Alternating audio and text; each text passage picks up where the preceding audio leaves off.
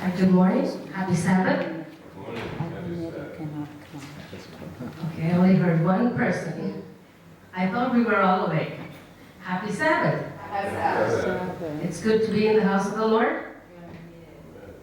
Again, sleeping? Is it good to be in the house of the Lord? Is it good to be in the house of the Lord? Yes. Okay, I see some nodding heads. So that's good.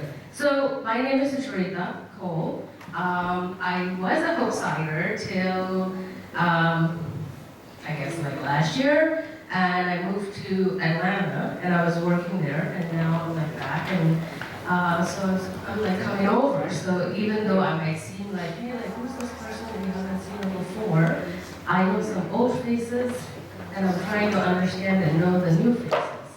So I'm happy to have the privilege to lead the Sabbath school today, which I haven't done before. So it's going to be an experience, and I thank the Lord for giving me that opportunity. And it's a very serious topic, and there's a lot to cover. And I hope and believe that you've done your studies each day, or you just skim through it, hopefully. Yes, no, some nods, one nod. So the memory text is, and the king will answer and say to them, assuredly I say to you, in as much as you did it to one of the least of these my brethren, you did it to me. It's from Matthew 25:40.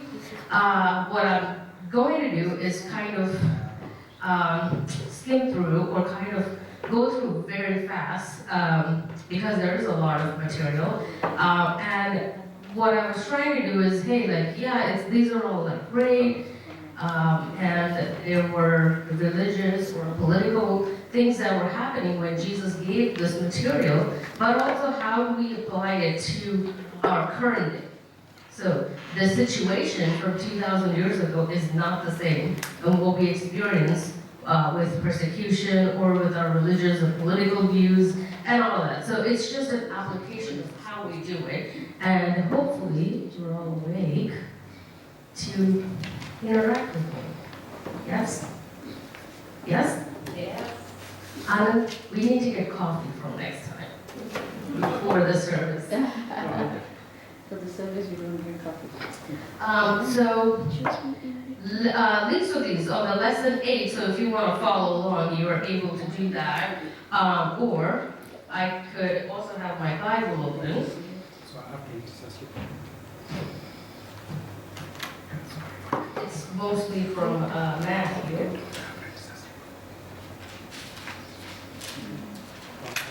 I'm not going to go into most of the details because I believe most of you have read the scriptures and know most of these texts. So the Beatitudes, so like the Sermon on the Mount, right? So, okay, let's see. Page 1, okay, page 2, introducing the Sermon on the Mount. So the Sermon on the Mount, that's all the blessings and all the Beatitudes. So how many of you already know that? Raise your hands. 2 people. Thank you, Jesus. 3 people. That's all. So do you want me to go read that, or does somebody wants to read it? No? Hopefully, homework. Let's go ahead, go home and read those. So one thing that I do wanted to say was verse 10. Blessed are those who are persecuted for the religious righteousness' sake, for theirs is the kingdom of heaven. I just realized my eyesight is not very good. So blessed are those who are persecuted for righteousness' sake. What do you believe, or what do you think that righteousness is? Who's going to answer?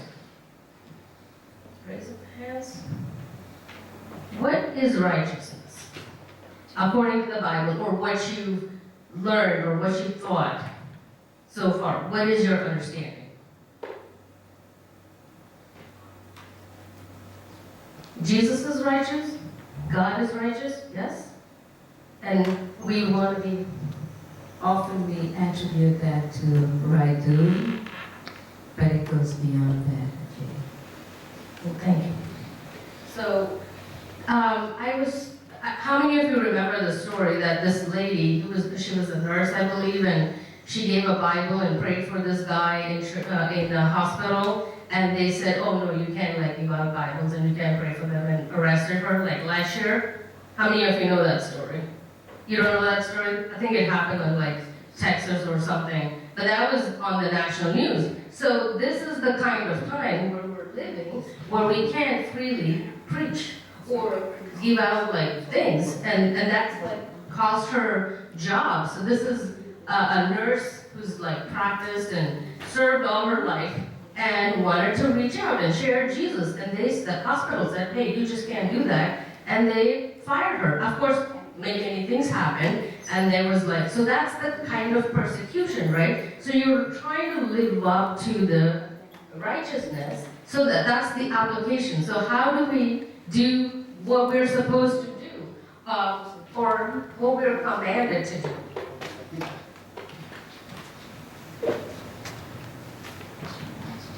So the second part, so like skimming through, after the Beatitudes, we're talking about paragraph 2. We got to be like the salt and light to make a difference in this world, right? How do we become salt and light? How do we become? Is HopeSide a salt and a light to the community?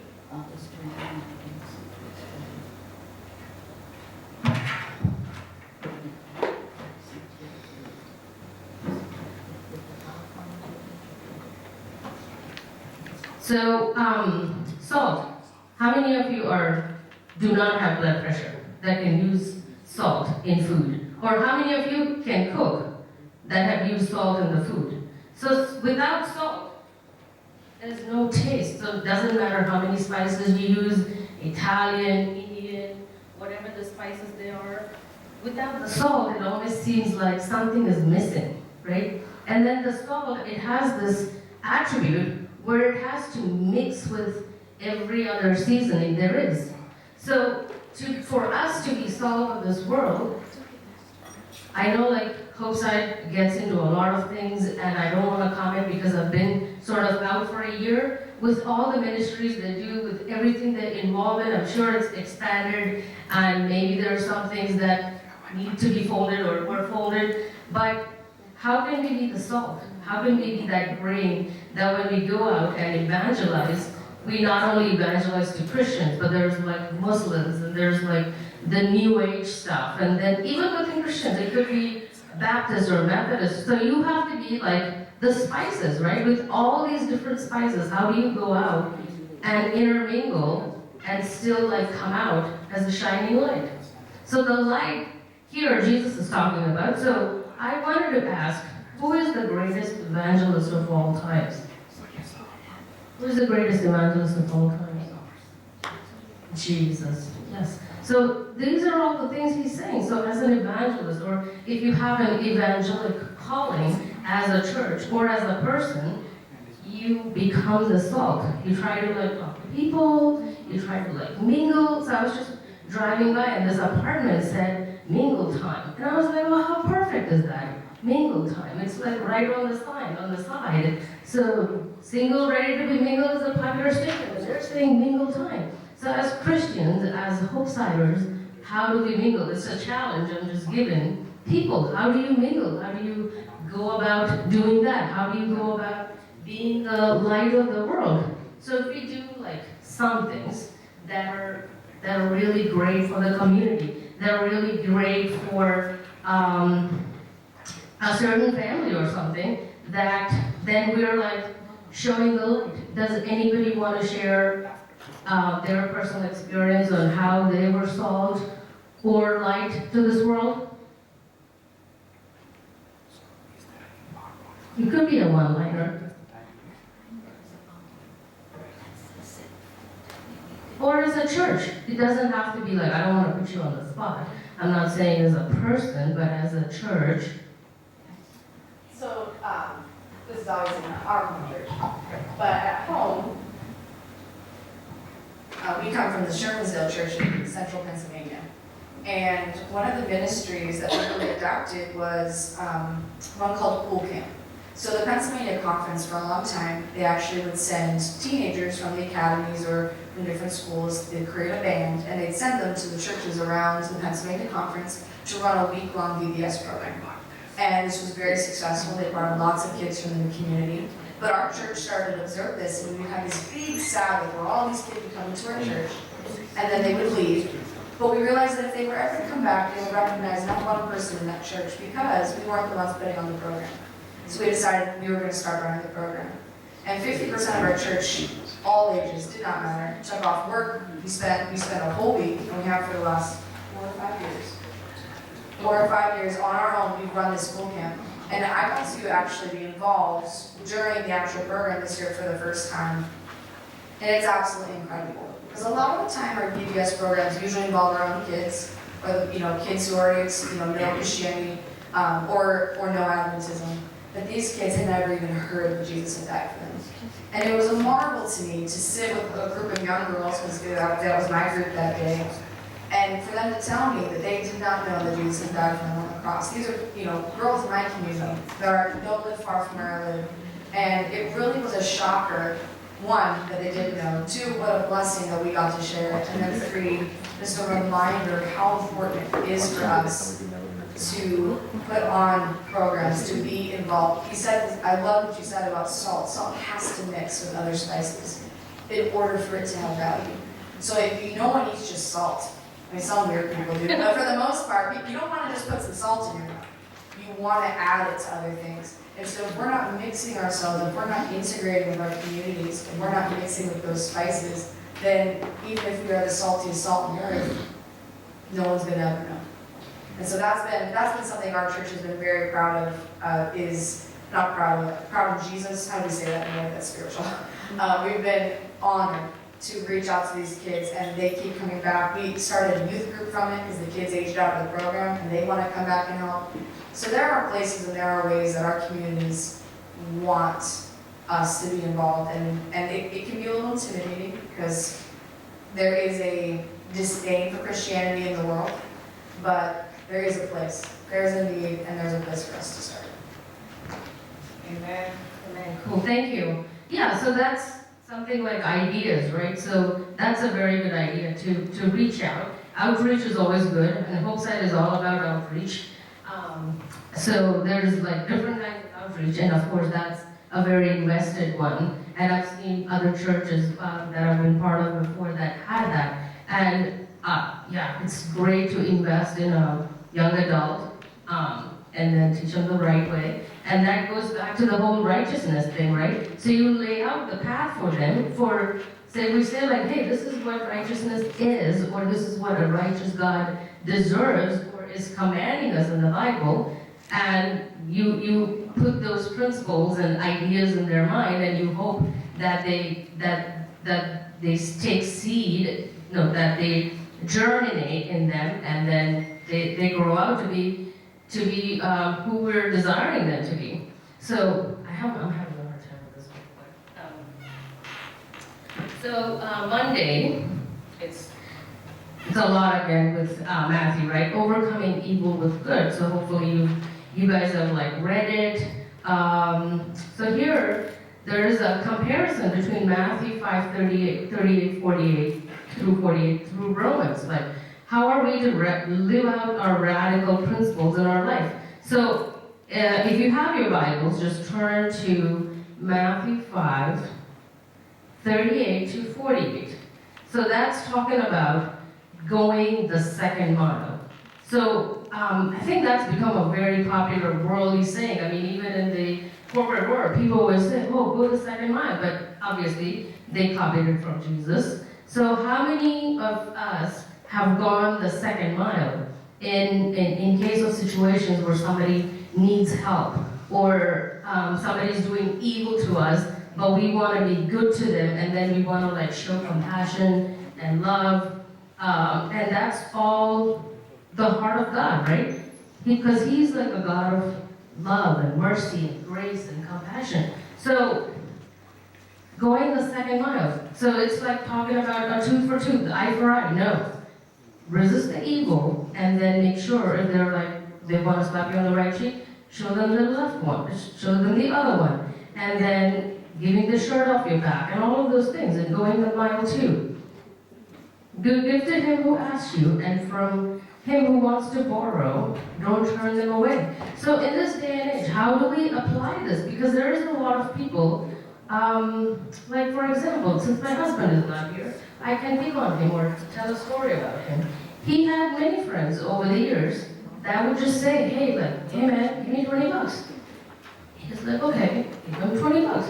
Or he comes again another week and says, hey man, like, whatever, give me like 20 more bucks, or like, whatever. And then it keeps going and going and going. And then end of the day, you have no idea like where that's going. And then these people just take advantage of you. And then he's like, hey, like, this is not going very well. And he's lost those friendships because he's thinking, he's like hardened his heart because he didn't know if this was like a real need or if this guy was just going to the movies or just doing whatever, but it wasn't like a real need. So you try to be there for your friends or someone, but how do you know? What is the practical life application now? What can we do? So if there is a need, yeah, we're helping someone, which is good, but then how do you know that difference? How do you make that distinction? Does anybody have any stories of going the extra mile for someone recently or in the past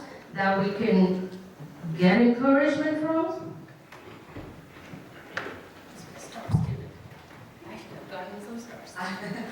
I will stop talking to other people. I mean, people all want to talk. We actually talked about this a little bit from last week's lesson, right? Like in our Sabbath school class. And we really wrestled over this idea of, how do we be good stewards of our money, but how do we also go, in this context, the extra mile? And I really feel strongly that first and foremost, we need to trust the Holy Spirit to give us a discerning heart. But Ellen White has this saying where she says that if you're kind of wrestling, I'm going to paraphrase, and if you're kind of wrestling on what choice you need to make over somebody, it is always best to err on the side of mercy. And so we don't honestly know what someone's going to do with the money we offer them. But if we are in a place where we have to give, I truly believe we should give. And a good story, because I said a good story, about this is we were at a restaurant, we were about to go inside, and there was this woman standing on the street, and she approached us, and she said that she needed Pedialyte for her daughter. Her daughter wasn't with her, she was just looking for someone to give her money, or to take her to Giant to pick up the Pedialyte. Now this is a perfect scam, because she could tell me, well, just come to Giant with me, we'll go pick it up, and of course, nobody's going to actually take the time to go to Giant. It sounds like a legitimate need, so I'm just going to give you the money, you can go do it. Easy scam. And of course I'm aware of this. But in my heart, I said, even if this woman is scamming me, I'm going to have the good faith and err on the side of mercy that she's not. So we went, there's actually an ATM inside, we didn't have cash on us. I said, okay, we'll go into the ATM and get $25. And so we got it, we brought it to her, I said, this is what we can do. She said, well, thank you so much. And I said, well, we'd like to pray with you. And she said, sure. And I asked her, can you tell me your name again? Because she had introduced herself. The second name she gave us wasn't the first name she gave us. So all of a sudden, all the red flags. I know this is probably not what we needed, what she's saying it is. But I said, okay, we're going to pray with you. And so I stood there and I prayed with her and I prayed for her need and I prayed for God to be a parent in her life. And we gave her that money and she left. Now, in my heart, I would love to believe that she went to Giant and she went and bought Pedialyte or whatever she needed for her child. The likelihood is she did not. She just took that money and left. But what I really gave her was a prayer over her life. And even if she went on to swindle a bunch more people, there is that moment where I hope that she encountered Jesus. Even though she was doing wrong, I went, and it's terrifying.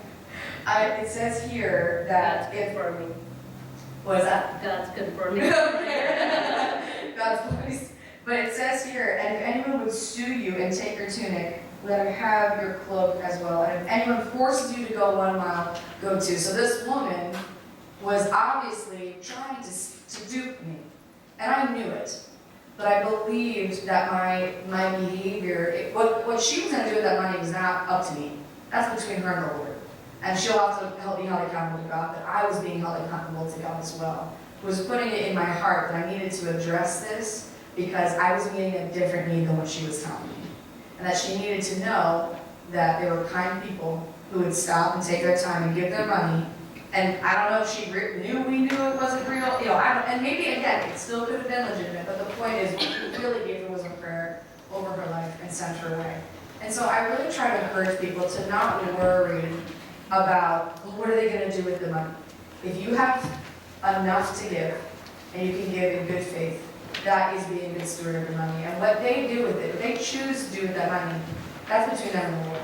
But your responsibility is to be like Jesus and to give. Jesus gave of himself constantly for people who did not appreciate it, and they walked away. And so we can do the same thing. And again, give from where you can. But the woman with the 2 mites, she gave everything she had. And the wealthy gave out of their abundance, and Jesus said she gave best. Amen. Thank you for that. Yeah, I just want to read this before I give my point from the New Living Translation. Romans 12. Actually, I'm going to start from verse 19. Dear friends, this is Jesus speaking. Dear friends, never take revenge. Leave that to the righteous anger of God. For the scriptures say, I will take revenge, I will pay them back, says the Lord.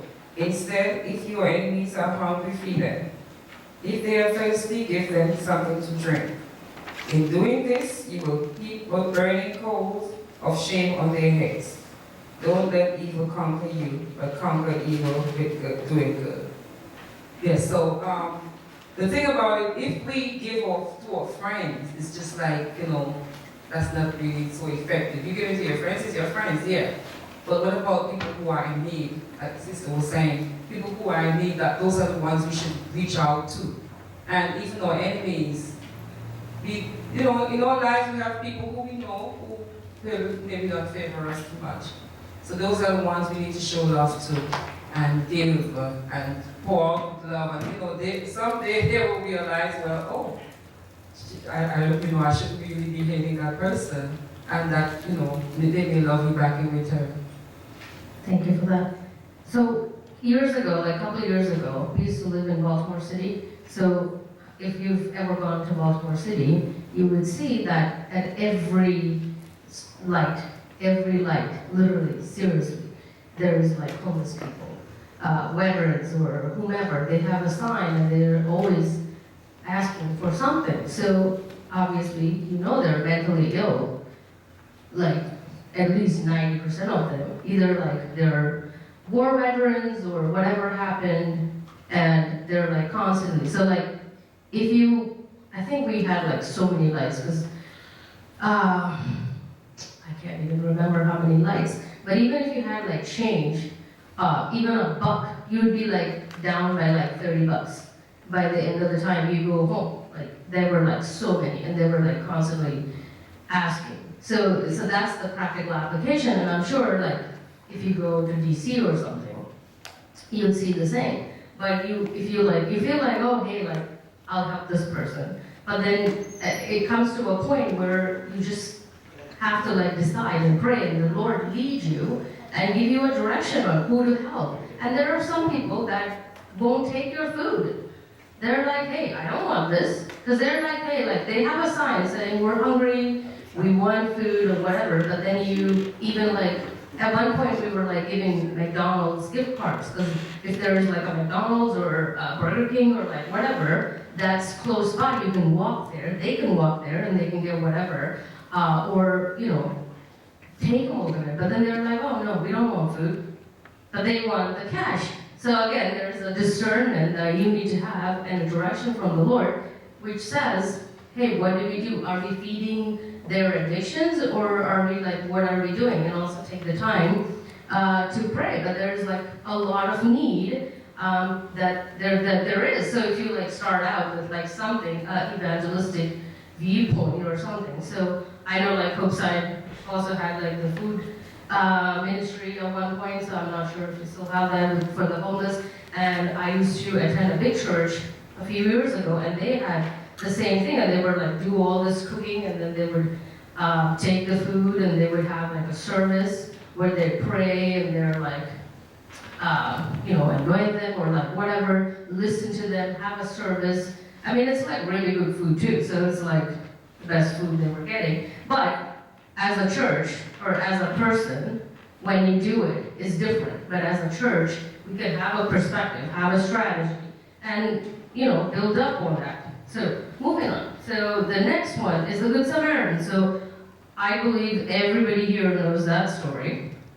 And what happened between the characters. So, I was trying to tell my son the story the other day. I don't know if he understood any of it. He's only 2. He didn't think, oh, there's no cartoons in here. So he's like, But anyway, so that's just the sewing, right? So here, again, so today I was thinking, what is the practical application of it, right? So when I was driving down here, there were like 2 cars stranded on the side of the highway. So practical application. So there was a guy who was robbed and beaten in the Good Samaritan story, and then people went by, but the Good Samaritan is the one who stopped by. So in the application of today, if there is a car stranded on the highway, how many of us will stop and see what's going on or offer them a help? Raise of hands. I know it's a very difficult question. And I'm just saying, I wouldn't raise my hand because we don't know what we're dealing with. But also, how many of you have seen even the cops that pull up have their hand on the Glock? And you see one person and then the other person is ready to shoot if there was something happening. So this is great. Hey, Jesus, this is awesome, great story. But what is the practical application of it today? How can we be there for the Samaritan? He could be anyone. He could be Jody in that car, but we don't know. And we do not take the risk to stop and see. Maybe like we drive by really fast and we see Jody.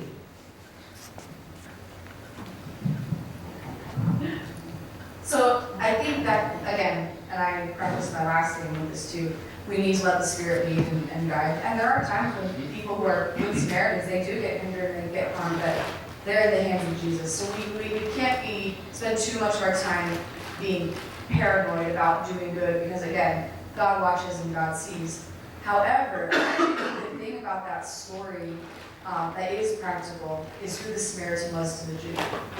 And it was that if we're not willing to help our own brothers, and a stranger was willing to help, he was the one who was more righteous, right? And so I don't think it's so much that we have to fixate on, if someone was stranded on the side of the road, would we help? It's not the part of them being on the side of the road, but if someone who you dislike, in fact your culture hates, is standing on the side of the road and needs help, and there is imminent danger, do you help? And because there are plenty of people in our lives that we don't necessarily realize, because Jews, Samaritans, we don't have a Jew-Samaritan problem in our culture, but we have other dividers that separate us, that make us think, like, I don't want to help that person because they're different from me and they hate my people. They hate Christians. They hate my culture. They hate. And so we say, I'm going to help my people. I'm going to help people like me, and I'm going to, and someone else can take care of that person. And in the reverse is what happens in the story, right? You have these people who they are their people. It was a Levite and a priest, and not only just their people, they were their religious leaders. They were the religious leaders who were not willing to help this man. But someone who was hated by this man, we don't know if he directly hated Samaritans, but we know the Jews had a big issue with him. He was the one who stopped. And so I think it's more not about, do we stop if someone's broken down the side of the road? It's when you see someone who is in need, who's not like you, do you stop? Or as religious people, when we pass by and there are other people in this world who are willing to help each other and we're not, that's a big call to action on our part. As Christians, if we are not getting involved in these places of hurt and need, then we are missing out on the gospel message. I realize that when you say practical application for today, forget about the time that it happened and the Good Samaritan did all of that for that person. Today, there's one little experience before we, close out. I was going on the road, not on the highway, but on the road, and I happened to have a flat tire. Now, I am one who does not know how to change a flat tire. I've never ventured out to do that. So I was there wondering what to do, and there was this young man who got out of his car. For a moment, I will be frank, I was a little concerned, but I just smiled at him and I said, yes, I need help. When he said, do you need help? He came by, he changed the tire for me, okay? After he did that, I said, thank you so much. I do appreciate you stopping by because so many cars went by. I said, thank you for doing that. You know what he told me? He said, if my mom was in that place and nobody helped her, I would feel bad about that. Yes. So he says, if you can help another person like that, that would be wonderful. It really impacted me, and now I feel I could relate it to the story of the Good Samaritan. Praise God for that. Right, now he didn't need to do that. The others just passed me by, but he was there to help me out, and he said, help someone else. So that was something that stays with me all the time. So maybe on the highway, I may not stop, depending on how I feel. But if it was a regular street where no one is there to help you, that's when you need to think about that Good Samaritan story. Good morning. On the other side of this, I was driving down the road and I noticed a car that was driving on a flat tire, a very low tire. So I flagged them over, trying to, and at this time there was something around the Beltway where somebody was doing the same thing and then robbing people and so forth. But so I got the car to come over, and the car was full of these young ladies and I guess a mom or something. And the lady cracked her window this much. And I said, ma'am, you have a flat tire. And I said, I can change it for you. And she was like, oh really? I said, yes. I said, you don't have to get out of the car, you don't have to open the car, with all the young ladies in there, I said, just pop your trunk if you could, and I'll change it. So I did, with all these girls in the car, all right? And so here you are, somebody trying to help, and the people that needed the help, first of all, didn't know they needed help. Second of all, they were the ones that were afraid. And so I changed it. Yeah. And I changed the tire and put it all together, and then she wanted to try to pay me. And I said, no, we don't do that, no. And so they drove off, and as I passed them, all the people waiting. But you have to remember that even the person that needs help, sometimes it's very weird, and rightly so. Cool, thank you for that. Awesome, thank you. Oh, so moving on, really quick. So there's rich man and the Lazarus, and the last of these, and I believe that would be that. So we'll go like really fast. So everybody knows about the rich man and Lazarus, so I'm not gonna touch that. So the least of these, so I was thinking about, which is Matthew 24, but so, again, with these things, there are some that are really easy. Jesus is saying, hey, if you saw someone when I was hungry and you did feed me and I was thirsty and you gave me a drink, I was in the prison and you came to visit me, things like that, right? So let me go to that scripture. So I know HopeSide has been doing that. 2 years ago when my father-in-law died, HopeSide was there. Mary and Anand, they went all the way, visited my mother-in-law, and it was a great gesture because she really appreciated it. She was like, oh, these are your friends who came all the way. And they spent time and they prayed with her. And so that's the kind of ministry, right? So that even though it's we're gonna do things individually, but also corporately, we're doing things. Sorry that I'm revealing some of the things, but the Lord sees that, and we see that, and we appreciate that. So there are people that are in need, and again, we talked about giving food. So sometimes the city doesn't want you to give food to the homeless or whoever there is need. So then there is persecution if something like that happens. So again, it's the practical thing. And then prison ministry. A lot of churches do prison ministry, and I believe there's another Adventist church that kind of does a whole lot of that, and the pastor is like a leader, or like he works in the prison. So there is those kind of things. But like individually, I just can't like go to the prison and say like, or stand outside and like do something. But this is something that corporately we could do as a church or as a community. Like we probably don't have to just do it as HopeSide, but join another ministry, which again goes back to the salt and the light thing. And just there's like so many commandments just here, right? It's not just like the commandments, but these are blessing and commands, like the Beatitudes. So it's like, do this and do that. And like, there's like a lot. Just with the Sermon on the Mount, there's just so many. So like, how do we go about doing that? So I know like I put, hungry, thirsty, naked, sick, stranger, prison. So those are the things, right? So I wrote down. So giving clothes to somebody is easy, but if you see someone that doesn't have any clothes, would you just like take off your shirt and give it to them, or would you like run home and bring the extras? So it's like it's that, but it's not too difficult to buy them clothes or do something. Or you probably have an undershirt, so you're like, hey, like, here's my shirt. So those are the easy things. But then there's like inviting the strangers. Now that's a difficult thing, right? Years ago, when Katrina hit, I was living in Tennessee, and I was in an apartment community, and I've had neighbors who were, I think the mother was Christian and the father was Muslim, and they were like raising their children that they were like an apartment full of people, but they've taken people from Katrina, random strangers. And I was talking to my husband, and I'm like, can we do that? Can we just invite random strangers because they have a need? They've lost everything. They've lost their homes, they've lost their belongings, they have nowhere to go. Can we invite somebody like that, have a stranger live with us for a week, for a month?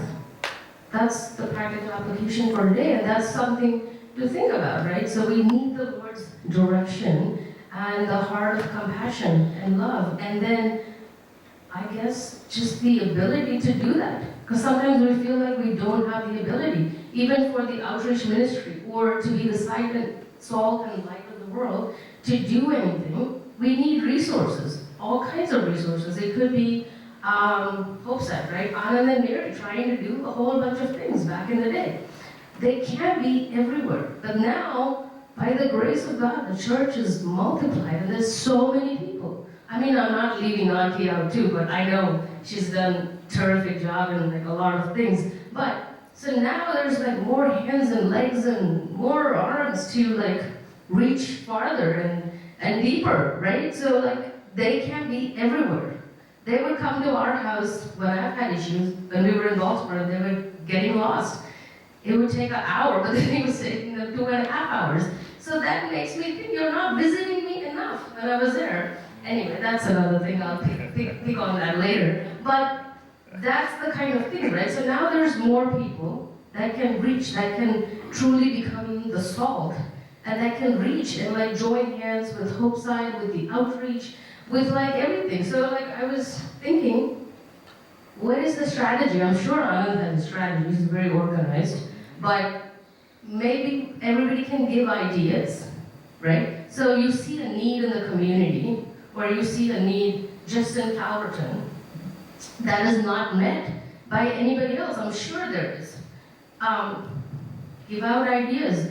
I was thinking like maybe we could write down some, but you could think about it, email Anand or email myself, or we can discuss later on. There's like so many things. Being in Atlanta, if you were in the airport, have you ever been in Atlanta airport? And you go in the train to go from terminal to terminal, and you see all these signs about human trafficking. And I mean, you know, you stand in the train, you have nothing to do but read the signs or look at your phone. So I'm thinking, God, like, why are there so many signs in the Atlanta airport about human trafficking? So evidently there was one lady that was in my job who was given a seminar, and evidently Atlanta is the hub for human trafficking and sex trafficking. So like, I'm like, really?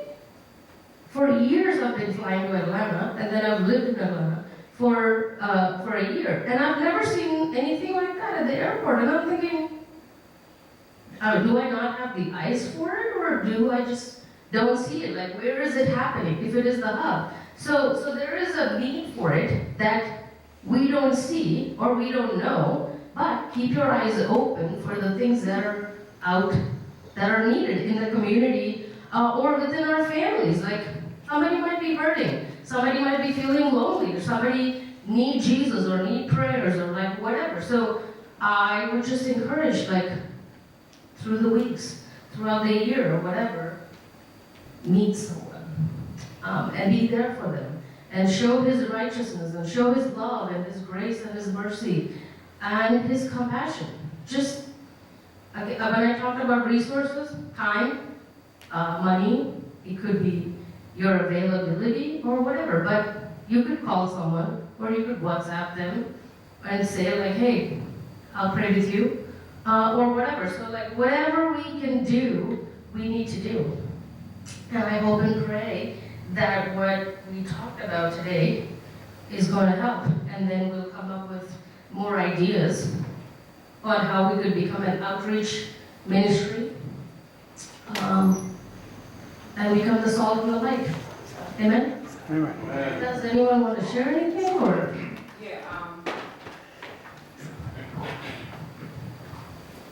I always believe that when you think about reaching out to people, you have to think about the people right in your own neighborhood, also in your church. Because there are people who are in need.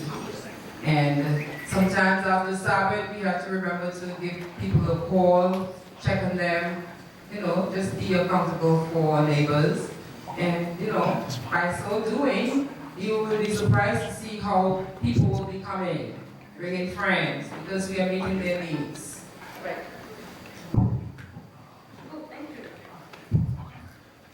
Right, thank you very much, Sucharitha. You have done an excellent job, and I'm sure if you had more time, it would have been wonderful. Isn't that right? Just go on and on. You've done an excellent job. Thank you very much.